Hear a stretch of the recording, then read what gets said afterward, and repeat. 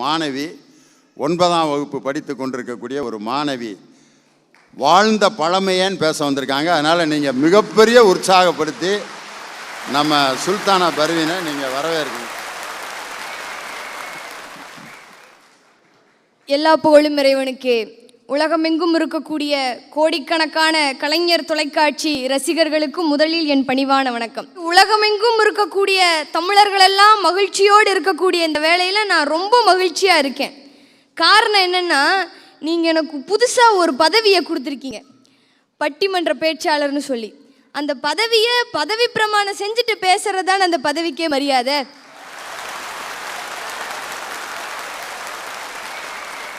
என்னை பட்டிமன்ற பேச்சாளராக நியமனம் செய்த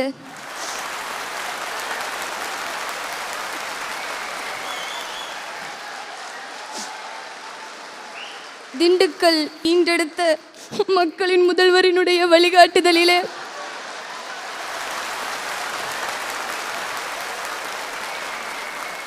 மக்களுக்கு நல்ல பல கருத்துக்களை எல்லாம் எடுத்து சொல்லாமல், பட்டிமன்ற விதிமுறைகளை பற்றியெல்லாம் கவலைப்படாமல், என்னால் முடிந்தவரை பட்டிமன்ற முதல்வரினுடைய புகழ் பாடி என்னுடைய பதவியை தக்க வைத்துக் கொள்ள உண்மையாகவும்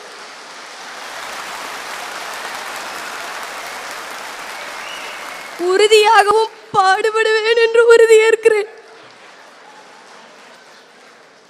நடுவர் அவர்களே, ஏமா விளையாட்டுக்கு கூட என்னை அந்த இடத்துல வைக்காதம்மா. நம்மளாலெல்லாம் ஜெயிலில் போய் ஊதுவத்திலாம் ஒட்ட முடியாது. அம்மா அழுக இன்னும் கொஞ்சம் கூடுதலாக இருந்திருக்கணும், அப்போ தான் நல்லா இருந்திருக்கேன். ஆரம்பிக்கிறதுக்கு முன்னாடி அழுதுட்டு அப்புறம் தான் பதவி பிரமாணம் எடுக்கணும். அப்போ தான் உனக்கு நிறைய துறைகள் கிடைக்கும். நடுவர் அவர்களே, நீங்கள் ஒரு ஓயாத கடல் அலை, நீங்கள் ஒரு சாயாத நெடுமலை, நீங்கள் சளைக்காமல் ஓடும் நதி, நீங்கள் எங்களுக்கு கிடைத்த நீங்காத நகைச்சுவை தென்றல், நீங்கள் மக்களை ஏமாற்றல்ல ஏற்றம் பெற சிரிக்க வைக்கக்கூடிய சிரிப்பொலி, மொத்தத்தில் நீங்கள் எங்களுக்கு கிடைத்த கலை மாமணி. இப்போ சொன்னது உண்மைதானே? இல்லை வேற பதவி வாங்கிறதுக்காக போட்ட டுபாக்கூரா? பயமாக இருக்கு. இப்போ புகழ்றத கேட்டாலே பயமாக இருக்கு. நடுவர் அவர்களே, வாழ்க்கைக்கு மகிழ்ச்சி தருவது வாழ்ந்த பழமையா வளரும் புதுமையான்னு கேட்டால் நடுவர் அவர்களே சந்தேகமே வேணாம், வாழ்ந்த பழமை தான். நடுவர் அவர்களே, இந்த புதுமையான உலகத்தில் இன்னைக்கு நமக்கு TV, computer, laptop, cellphone, internet, iPad, pendrive, digital camera, ATM, heater, escalator, PlayStation, washing machine, vacuum cleaner, AC, fridge, இதெல்லாம் இன்றைய விஞ்ஞான உலகத்தில் நமக்கு கிடைச்சிருக்கு. ஆனால் அன்னைக்கு இதெல்லாம் நம்ம முன்னோர்களுக்கு கிடைக்கல. அதனால தான் அவங்க மன அமைதியாக ஆரோக்கியமாக வாழ்ந்துட்டு இருந்தாங்க. இன்னைக்கு சாதாரணமாக ஆஃபீஸுக்கு போகிறவங்க கூட பிபி மாத்திரையும் சுகர் மாத்திரையும் எடுத்துகிட்டு போகிறாங்களே. நான் கேட்கிறேன், அந்த காலத்திலே எந்த அரசனாவது எந்த மன்னனாவது போர் செய்ய போகும் பொழுது, ஆட்சியை பிடிக்க போகும் பொழுது, யுத்தத்திற்காக போகும் பொழுது பிபி மாத்திரையும் சுகர் மாத்திரையும் எடுத்துட்டு போனாங்களா? அறிவியல் புத்தகங்களை பார்த்து வியந்து போகிற நாம அறநெறி கருத்துகள் சொல்கின்ற புத்தகங்களை மதிக்கிறது இல்லை. அறநெறி புத்தகங்கள் ஒரு மனிதனுக்கு வாழ்க்கையில் எதை கற்றுக் கொடுத்துச்சுன்னு தெரியுங்களா? நீதி தவறாமல் இருக்கணும், அடுத்தவங்களினுடைய நம்பிக்கைக்கு பாத்திரமா நடக்கணும்னு சொல்லிட்டு இருந்தது. இன்னைக்கு நாட்டில் என்ன நடக்குது? எல்லா முறைகேடுகளும் நோட்டுக்காக, எல்லா நோட்டுகளும் ஓட்டுக்காக, எல்லா ஓட்டுகளும் விலையில்லா பொருளுக்காக, எல்லா விலையில்லா பொருளும் பதவிக்காக, எல்லா பதவிகளும் முறைகேடுகளுக்காக. எதுவுமே நாட்டுக்காகவும் கிடையாது, மக்களுக்காகவும் கிடையாது.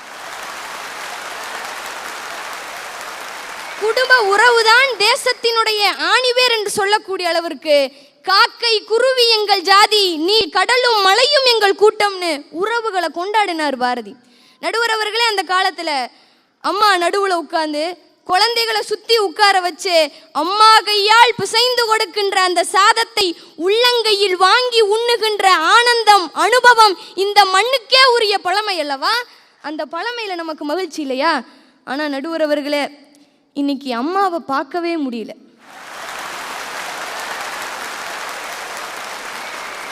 நான் வேலைக்கு போற அம்மாக்களை சொன்னேன்.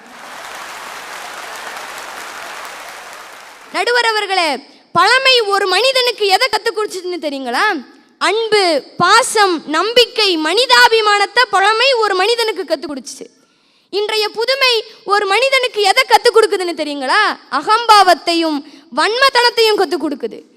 சமூகத்தினுடைய அகப்புறங்களை கற்றுத்தருவதற்கு பதிலாக ஸ்டேட்டஸ் வாழ்க்கையை கற்றுக் கொடுக்குது. இதனால் என்ன ஆகுது? நாட்டில் நிறைய முதியோர் இல்லங்கள் உருவாயிடுச்சு. சம்பாரிச்சுட்டு கல்யாணம் ஆன உடனே மனைவியையும் கூட்டிட்டு போய் வெளிநாட்டில் செட்டில் ஆகி வீட்டையே முதியோர் இல்லமாக்குறாங்களே. இந்த புதுமை வாழ்க்கைக்கு எப்படி நடுவர் அவர்களை மகிழ்ச்சி தர முடியும்?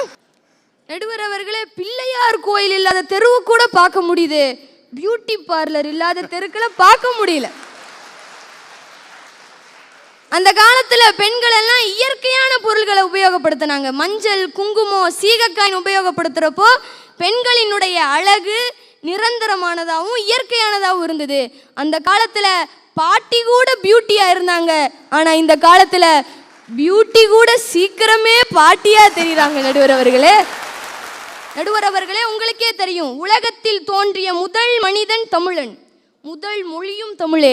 கிட்டத்தட்ட 20,000 ஆண்டுகளுக்கு முன்பு தோன்றிய தமிழ் இன்றைக்கு வரைக்கும் அழிந்து விடக்கூடாது என்று சொல்லி பாடுபடக்கூடிய ஒரு தலைவர், 91 வயதிலும் தமிழை உயிர் மூச்சாக கொண்ட தலைவர் என்று சொன்னால் உங்களுக்கே தெரியும், தலைவர் கலைஞர் அவர்கள். இதை ஏன் சொல்றேன்னா, அந்த காலத்தில் சேரன் செங்குட்டுவன் மரத்தமிழச்சி கண்ணகிக்கு சிலை வடித்தான். பாண்டிய மன்னன் சங்கம் வைத்து தமிழை காத்தான். சோழ மன்னன் இலக்கிய புலவர்களை எல்லாம் ஆதரித்தான். இவர்கள் மூவருமே தமிழ் என்கின்ற பெண்ணுக்கு செய்ய வேண்டிய சீரை சரியாக முறையாக செய்தனர்.